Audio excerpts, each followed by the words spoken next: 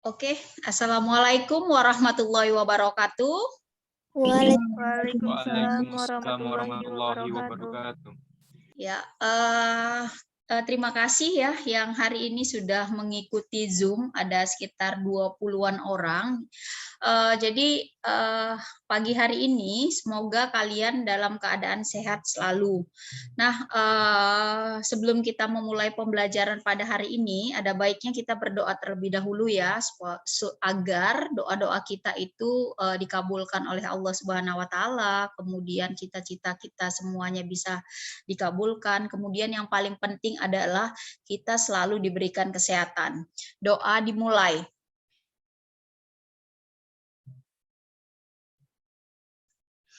Doa selesai. Oke, kelas 10, apa kabar kalian semua pagi hari ini? Alhamdulillah sehat. Alhamdulillah sehat ya. Kita sudah lama nggak ketemu. Ada berapa minggu kita nggak live teaching, Nak? Seminggu lebih gitu lah. Ada 2 minggu lah ya. Oke, jadi kemarin kita nggak ketemu karena kita sedang tes ujian tengah semester ya, Nak. Mudah-mudahan hasilnya memuaskan dan saya sudah men-share nilai-nilai kalian, jadi kalian bisa memperbaiki nilai kalian. Baik, langsung saja saya akan men-share PPT saya ataupun materi pada pagi hari ini. Sebentar ya. Oke, ini sudah kelihatan ya, Nak, PPT saya? Sudah? Sudah, Bu. Sudah. Oke. Nah, jadi materi kita pada pagi hari ini adalah tentang asal-usul persebaran nenek moyang bangsa Indonesia. Kalau di minggu-minggu yang lalu kita sudah membahas tentang penemuan manusia praaksara ataupun manusia purba. Nah, kita sekarang melanjut sedikit setingkat lebih di atas lagi, yaitu kita ingin mengetahui dari mana asal-usul persebaran nenek moyang bangsa Indonesia. Nah, jadi indikator yang ingin didapatkan ataupun yang dicapai pada pagi hari ini adalah tentang bagaimana ataupun menjelaskan asal daerah nenek moyang bangsa Indonesia. Kita sebenarnya dari mana sih, ya kan? Orang Indonesia itu dari mana? Kemudian yang kedua, keterkaitan antara rumpun bangsa Proto, Detro Melayu dan Melanesoid dengan asal-usul nenek moyang bangsa Indonesia. Apakah benar ada keterkaitan antara rumpun bangsa Proto, Detro Melayu, Melanesoid dengan asal-usul nenek moyang bangsa Indonesia? Oke, kemudian ya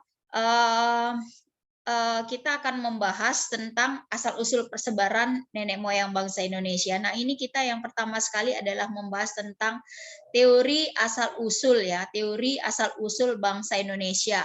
Nah, sebelum saya melanjutkan, saya ingin terlebih dahulu bertanya, apa yang dimaksud dengan teori? Ayo, ada yang bisa bantu saya, Nak? Apa yang dimaksud dengan teori? Penjelasan, Bu. Itu yang jawab siapa tadi? Risna ya? Hipotesis, Bu. Hipotesis. Rivaldi, apa Rivaldi? Teori itu kayak hipotesis, bukan? Kayak dugaan sementara. Ya. Iya, benar.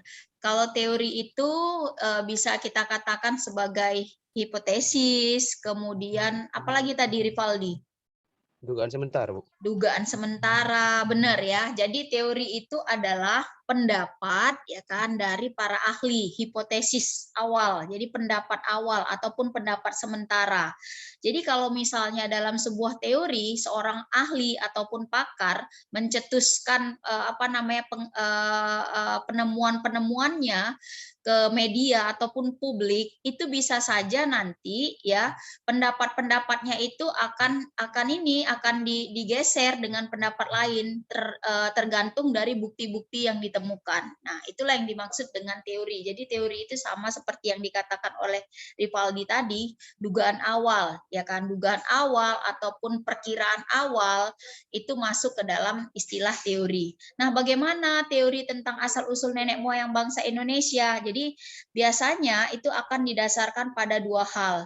Yang pertama adalah bagaimana kesamaan bentuk fisik ya, kesamaan bentuk fisik kita. Nah, kita ini sama nggak? Orang Indonesia sama nggak bentuk fisiknya dengan orang-orang Malaysia?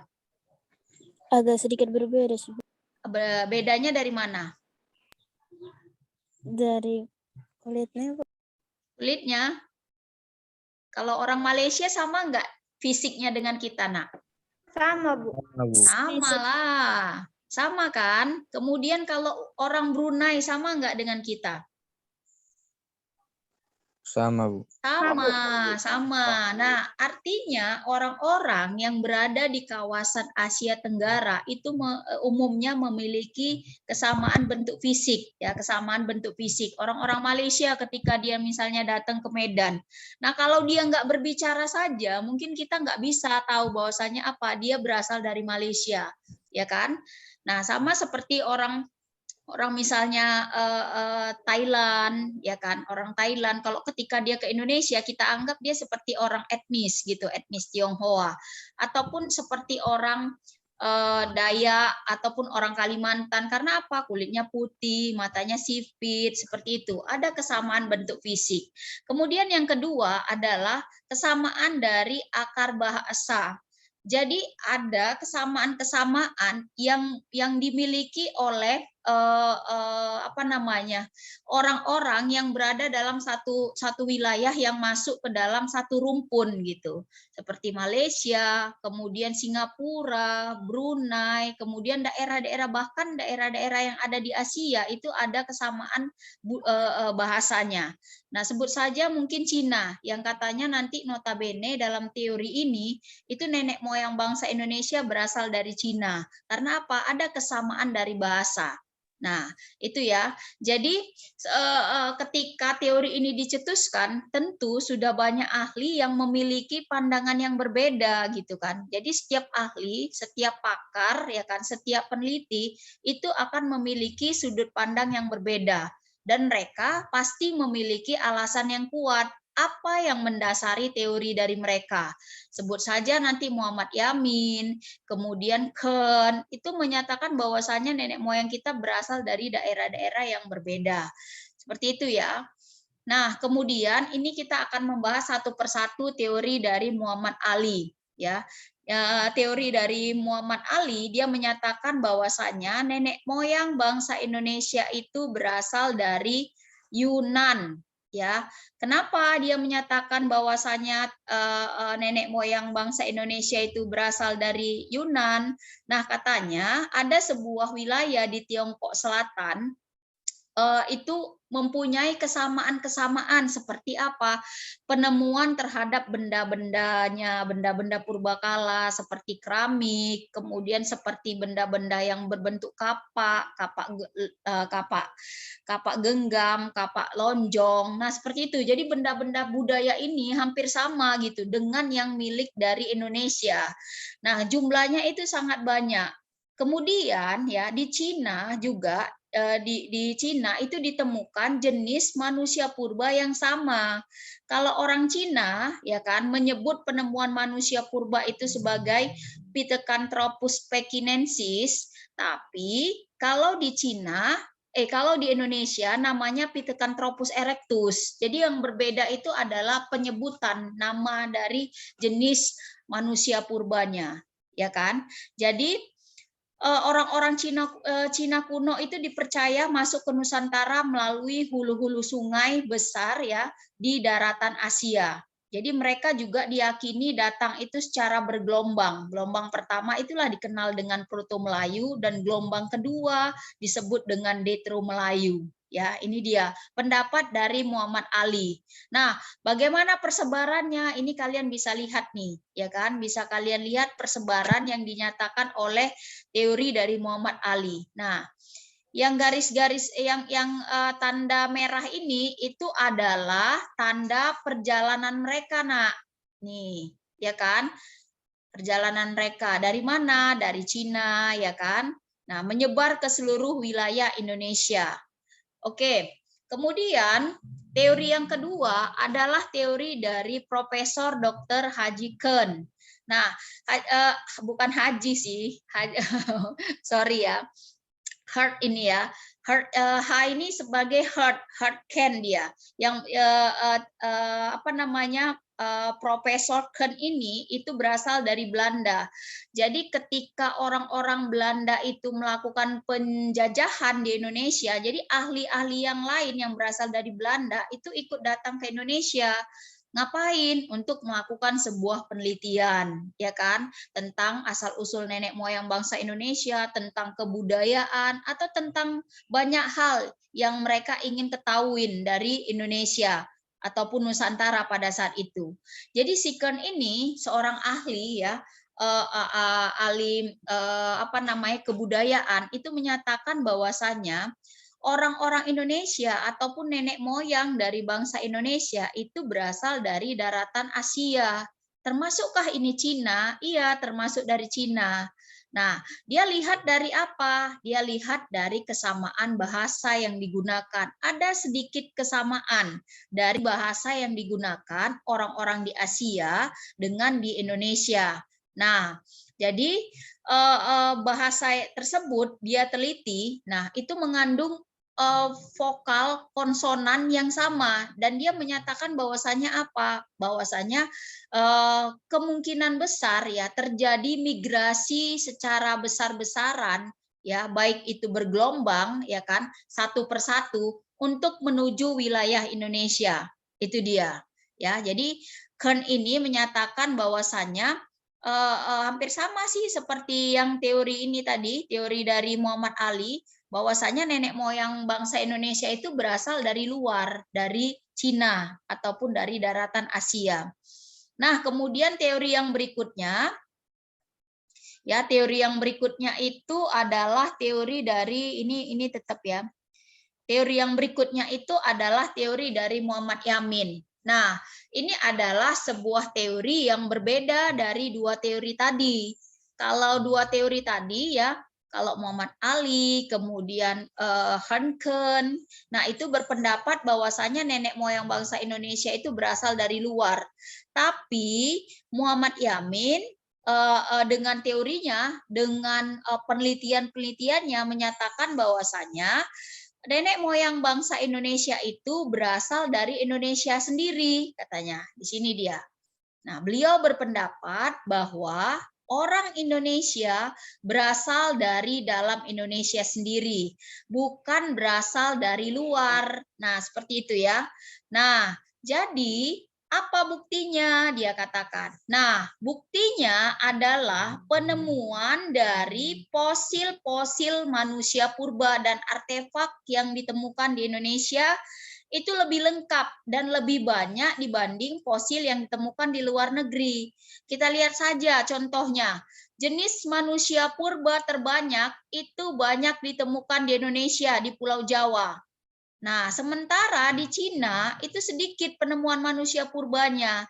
Jadi, ya kan, bisa saja kata Muhammad Yamin, penemuan dari manusia purba ini itu bisa dikatakan bahwasanya nenek moyang bangsa Indonesia berasal dari Indonesia sendiri.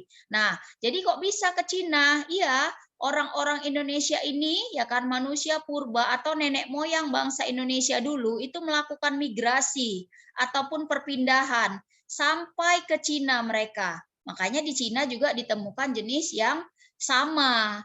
Nah, seperti itu ya. Baik, ini kita bisa lihat di sini tentang apa namanya sejarah orang Indonesia itu merupakan salah satu bagian unik yang nggak bisa terlepaskan dari keberadaan kita gitu, dari keberadaan orang-orang yang ada di Nusantara ini. Jadi katanya ya orang-orang yang ada di Asia itu umumnya adalah orang-orang yang beradab. Ya, orang-orang yang beradab, orang-orang yang mempunyai tingkat peradaban yang sangat tinggi sekali. Jadi nggak bisa dinyatakan bahwasanya asal usul dari nenek moyang bangsa Indonesia itu sendiri itu nggak bisa kita ini ya kita pilah-pilah. Nah, oke ya nak. Nah, ini kalau ini gambar ilustrasi ya, Nak ya. Ini gambar ilustrasi dari nenek moyang bangsa Indonesia. Nah, kalau kalian lihat ini suku apa ini, Nak? Ada yang tahu? Kayak suku Daya, Bu. Kayak suku Kayak suku Daya. Dayak. Yang lain, Nak? Yang lain? Ayo, yang lain. Suku Baduy.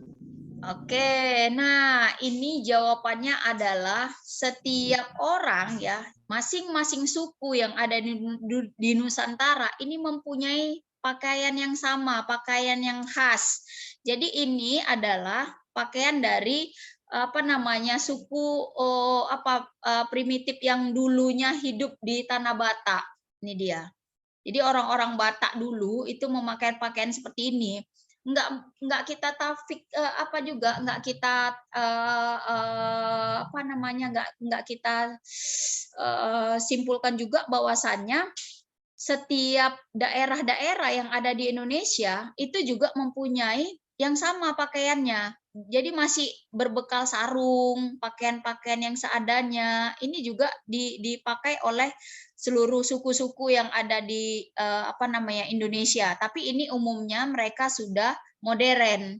Kalau yang primitif ini mereka nggak menggunakan pakaian lagi, ya kan? Mereka nggak menggunakan pakaian, mereka melepaskan pakaiannya ini karena menurut yang primitif ini pakaian ini, kain-kain ini itu merupakan budaya asing, jadi nggak bisa masuk. Jadi ini budaya asing dan mereka merasa nggak nyaman dengan kebudayaan asing yang masuk itu. Nah, oke ya. Kemudian ini yang dikatakan tadi adalah bagaimana persebaran dari nenek moyang bangsa Indonesia di mana terjadi migrasi besar-besaran ke Austronesia. Di mana wilayah Austronesia ini? Wilayah Austronesia ini adalah wilayah-wilayah dari wilayah yang disebut sebagai wilayah yang sangat luas. Jadi dia meliputi dari pulau-pulau Malagasy atau Madagaskar. Madagaskar ini di daerah Asia Selatan ya, sebelah selatan, hingga Pulau Paskah sebelah timur. Jadi daerah Taiwan, ya kan. Kemudian daerah Selandia Baru. Nah, itu adalah wilayah yang masuk ke dalam wilayah selatan ataupun Asia. Jadi terjadi migrasi besar-besaran katanya di sini. Nah, termasuk terjadi migrasi ataupun terjadi migrasi besar-besaran dari Cina Selatan Kepulauan Nusantara itu terjadi persebaran. Karena apa? Karena memang nenek moyang kita pada zaman dahulu itu senang sekali ataupun menggunakan jalur migrasinya itu menggunakan laut dengan mereka mempunyai keahlian di bidang membuat perkapalan. Jadi sah-sah saja kalau orang Indonesia mengadakan migrasi atau orang Cina mengadakan migrasi. Karena memang yang pertama, masyarakat ataupun penduduk di satu daerah itu masih sangat sedikit. Ya kan, masih sangat sedikit. Kemudian dunia teknologi perkapalan itu sangat maju pesat sehingga menyebabkan terjadilah yang namanya penjelajahan. Dari penjelajahan ini itu muncul istilah migrasi, yaitu perpindahan. Seperti itu ya, Nak. Nah, jadi pembagian bangsa Melayu di Indonesia itu bisa kalian lihat. Nanti ada ya yang disebut dengan Proto Melayu dan yang satu lagi disebut dengan Detro. Oke ya, ini dia dengan Detro. Ini orang Detro. Oke. Nah, kalau orang Proto, nah Proto itu berasal dari bahasa Proto ya. Proto itu artinya tua.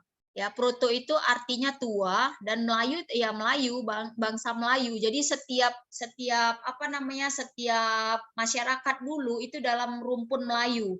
Baik itu yang ada di yang ada di Brunei, kemudian Asia yang lain, itu dia mempunyai garis keturunan Melayu katanya di situ. Nah, jadi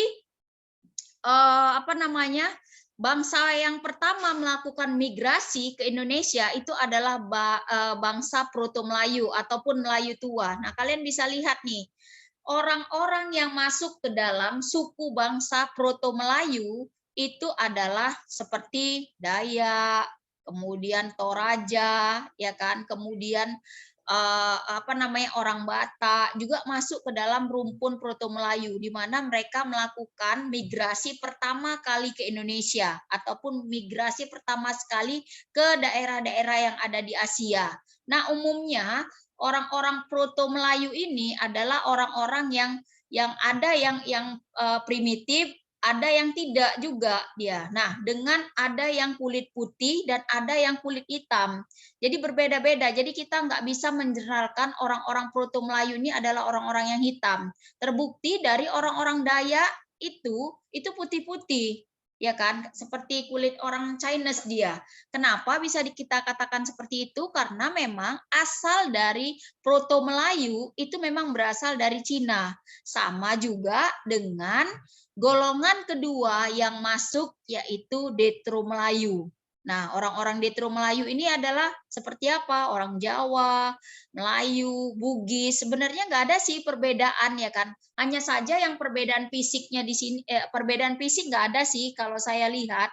Yang membedakan adalah kedatangannya. Jadi kedatangan awal itu Proto, kemudian kedatangan berikutnya adalah Detro. Jadi ya, kedatangan awal itu disebut Proto Melayu ataupun Melayu tua, kemudian kedatangan yang berikutnya disebut dengan Detro ataupun kedatangan yang lebih muda lagi. Nah, berikutnya, suku yang mendiami juga yang ada di Indonesia itu adalah suku Wedoid. Jadi suku Wedoid ini diperkirakan oleh beberapa ahli ya kan menyatakan bahwasanya suku asli dari orang-orang Indonesia itu adalah suku Wedoid. Nah, kita bisa lihat tuh, masih banyak suku-suku Wedoid, apalagi sebelum ada misalnya kebakaran hutan, pembakaran hutan. Di tahun 1970-an, ya kan, sampai 80-an, bahkan sampai 90-an, itu masih banyak hutan-hutan yang ada di Indonesia yang masih sangat belantara sekali, belum terjamah. Di mana suku Wedoid ini masih dengan bebas, ya kan, masih dengan bebas mengungkapkan kehidupan mereka di tengah hutan, ya kan? Nah, kehidupan mereka bagaimana? Kehidupan mereka yang mereka pindah dari satu hutan ke hutan yang lain atau kehidupan mereka masih nomaden dan mereka nggak mau menerima kebudayaan-kebudayaan yang asing. Nah, kebudayaan asing itu seperti apa? Penggunaan baju, kain. Nah, seperti itu. Jadi mereka masih pakai koteka. Itu di sekitar tahun 1970-an sampai 90-an masih ada. Nah, tetapi seiring banyaknya ya kan, banyaknya tingkat populasi di Indonesia ya kan, kelahiran banyak, jumlah penduduk meningkat, maka hutan-hutan yang tadinya dipergunakan oleh mereka ya kan, itu dijadikan apa? Tempat tinggal, dijadikan tempat usaha, bisnis, perkebunan. Nah, jadi kehidupan mereka nggak ada lagi. Nah, jadi kehidupan mereka nggak ada lagi, mulailah yang tadinya suku Wedoid ini, yang primitif, itu jadinya terbagi lagi satu lagi, Wedoid yang sudah modern. Nah, suku Wedoid yang udah modern yang seperti apa ini? Ini modern. Kenapa udah modern? Mereka sudah menggunakan pakaian dan sudah menggunakan pernak-pernik yang mereka nyatakan itu adalah bagian dari tradisi dari nenek moyang. Ya. Kemudian salah satu juga ya suku yang dianggap sebagai nenek moyang bangsa Indonesia itu adalah suku Negroid katanya. Nah, jadi suku Negroid ini bisa kita lihat ya hampir punya kesamaan fisik dengan orang-orang yang ada di Papua. Nah, jadi dinyatakan juga bahwasanya suku Negroid ini adalah suku asli dari bangsa Indonesia. Nah, mungkin itu saja ya tentang asal-usul persebaran dari nenek moyang bangsa Indonesia. Sekarang kita sendiri, kita ini berasal dari mana? Apakah kita memang berasal dari rumpun Detro Melayu, Proto Melayu, Negroid, tapi semuanya kita bercampur, ya kan? Bercampur jadi sebuah akulturasi sehingga kita rata-rata ya bentuk fisik kita seperti ini nih. Ini umumnya adalah orang Indonesia, berbeda sekali dengan orang Eropa. Ya kan? Karena nenek moyang kita berbeda dengan mereka. Ya kan? Ini kan rata-rata gitu ya. Kita seperti ini ya. Benar nggak? Benar, Bu. Ya, Benar, seperti Bu. ini. Nah, seperti ini ya. Oke, nah itu saja tentang persebaran nenek moyang. Silahkan kalau ada pertanyaan, Nak. Bu, Ya, ini dari Ayah. Ai siapa sih? Aisyah, Bu. Oh iya, silahkan, Nak. Kalau di Indonesia ada Melayu, bagaimana juga, Bu? Tentang yang di Malaysia kan rata-rata juga sukunya gitu Melayu. Apakah ada kaitannya gitu dengan kita? Iya, tentu ada kaitannya, Nak. Jadi kita memang dalam satu rumpun satu rumpun nenek moyang yang sama dengan Malaysia. Makanya ini kan cerita kita ataupun pelajaran kita ini adalah tentang penggambaran ataupun pengkisahan awal dulu setelah manusia purba berakhir, ya kan, edisi manusia purba berakhir, masuklah manusia-manusia yang menghuni daratan bumi ini, gitu kan. Jadi itu waktunya itu sangat jauh ke belakang. Nah, kalau kita ini saja untuk yang dalam waktu dekat di abad-abad ke 18 saja ya, antara Nusantara dengan Malaysia itu adalah kesatuan wilayah. Jadi makanya kalian pernah nggak mendengar pengklaiman dari budaya Indonesia yang diklaim milik Malaysia seperti Reok Ponorogo? Nah, Bu. Nah, kemudian wayang, ya kan, yang diklaim sebagai apa, budaya mereka. Nah, seperti itu. Jadi sebenarnya di masa kolonial sendiri, kita itu di masa kolonial itu di masa penjajahan Belanda ya. Jadi apa namanya, wilayah antara Nusantara dan Malaysia itu adalah satu kesatuan, satu wilayah gitu. Satu orang, satu rumpun. Bahkan Singapura sendiri pada masa kerajaan Hindu-Buddha itu masuk ke dalam wilayah Indonesia. Jadi nama Singapura dulunya itu adalah nama Indonesia, nama kerajaan di Indonesia, namanya adalah Tumasik. Nah, itu dia. Jadi Malaysia juga seperti itu, Nak. Jadi satu wilayah. Tapi ketika masa kolonial itu terjadi perebutan wilayah kekuasaan, Malaysia dengan Nusantara akhirnya dipisahlah dia. Malaysia itu adalah jajahan Inggris, kemudian Nusantara adalah jajahan dari Belanda, maka terpisah. Tapi kebudayaannya tetap sama, itu sih. Oke ya, Ai. Iya, Bu. Kasih, Bu. Oke, terima kasih karena waktunya sudah habis. Saya tutup saja. Terima kasih atas pertanyaannya. Terima kasih juga yang sudah mengikuti Zoom pada pagi hari ini ya, Nak. Jadi mudah-mudahan bermanfaat bagi kita semua ya. Saya tutup dan saya akhirin. Assalamualaikum warahmatullahi wabarakatuh. Waalaikumsalam warahmatullahi wabarakatuh. Oke.